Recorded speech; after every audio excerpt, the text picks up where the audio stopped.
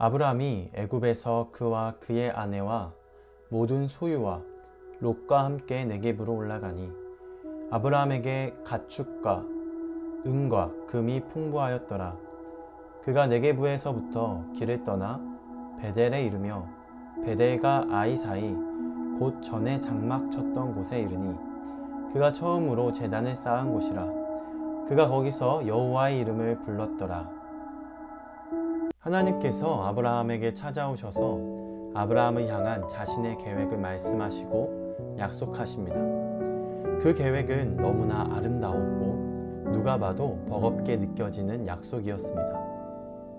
역시나 약속을 받은 아브라함이 얼마 지나지 않아 애굽에서 사고를 칩니다. 자신의 생각과 자신의 방법대로 자기 목숨 부지하고자 자신의 하나밖에 없는 아내의 사례를 바로에게 넘긴 것입니다. 철저히 자신밖에 모르는 이기적인 아브라함의 모습을 우리는 어렵지 않게 목격할 수 있습니다. 이상한 것은 무엇이냐면 이때 하나님께서는 아브라함에게 잘못을 추궁하는 것이 아니라 도리어 바로를 혼냅니다.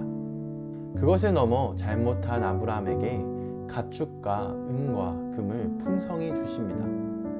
그리고 아브라함은 처음 하나님을 예배했던 곳으로 가서 여호와의 이름을 부릅니다. 성경을 보는데 이해할 수 없는 것이죠. 잘못한 사람은 벌을 받고 잘한 사람은 칭찬받아야 하는 것 아닌가요? 그것이 공평한 것 아닌가 하는 생각을 하는데 뭐라 말할 수 없었습니다.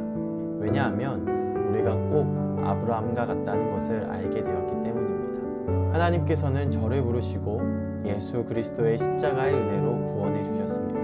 나를 향한 하나님의 계획이 얼마나 크고 아름다운지 기대가 되는 것이죠. 그런데 얼마 지나지 않아 그 기대가 어떻게 될까요? 절망으로 바뀝니다. 나 같은 게 무슨, 아무리 생각해도 난 아닌 것 같아. 나의 연약함과 부족함으로 인해 하나님을 의지해야 하는데 철저히 자기 중심적인 생각과 행동을 보며 낙심합니다. 우리 모두가 그렇지 않나요?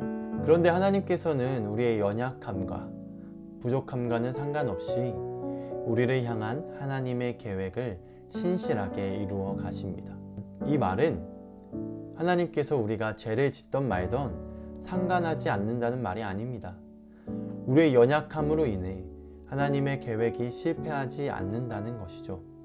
구원받은 그리스도인들은 이미 삶의 끝이 결정되었습니다. 우리를 향한 하나님의 계획은 우리의 연약함으로 무너지지 않고 하나님의 신실함으로 우리를 인도하십니다. 아브라함이 믿음 없는 행동을 했다고 해서 하나님과의 약속이 취소되는 게 아닌 것처럼 우리의 연약함과 죄성으로 인해 구원이 취소되지 않습니다. 오히려 우리의 연약함을 통해 하나님의 은혜가 얼마나 깊은지 알게 될 것입니다. 하나님의 뜻대로 살지 않고 각기 제 길로 간 우리에게 하나님은 은과 금보다 더 귀한 예수 그리스도를 우리에게 주셨습니다. 아브라함이 처음 예배했던 그곳에 가서 여호와의 이름을 부를 때 무슨 생각을 했을까요? 어차피 하나님이 이끌어 가시니 내 맘대로 살아야지 라고 생각을 했을까요? 이건 하나님의 은혜를 모르는 사람들의 반응입니다. 아브라함의 연약함에도 불구하고 신실하게 약속을 이루어 가시는 하나님, 그분의 신실하심을 묵상하고 여호와의 이름을 부르며 다시 자신의 인생을 주님께로 드리기를 결단하지 않았을까요? 우리가 신앙생활을 하면서 하나님을 볼 면목이 없을 때가 종종 있습니다. 그렇게 하나님을 사랑한다고 하나님을 위해 살겠다고 말했는데 결국은 내가 원하는 것을 선택하는 것입니다. 얼마나 이기적인지 모릅니다. 그런데 얼마 지나지 않아 내가 선택한 것이 정말 미련한 것이었음을 하나님께서 깨닫게 해주실 것입니다. 그리고 부끄러운 우리 앞에 여전히 변치 않는 구원의 깃발이 세워져 있음을 알고 하나님의 약속을 붙잡고 하나님만을 찬양하게 될 것입니다. 오늘 하루도 신실하게 우리의 삶을 이끄시는 하나님을 찬양하는 우리 모두 되기를 소망합니다. 기도하겠습니다. 신실하신 하나님 아버지, 우리를 부르시고 구원해 주심에 감사합니다. 인간의 연약함을 넘어 역사하시는 하나님을 보게 하시고 우리를 향한 하나님의 계획을 이루어 주시옵소서.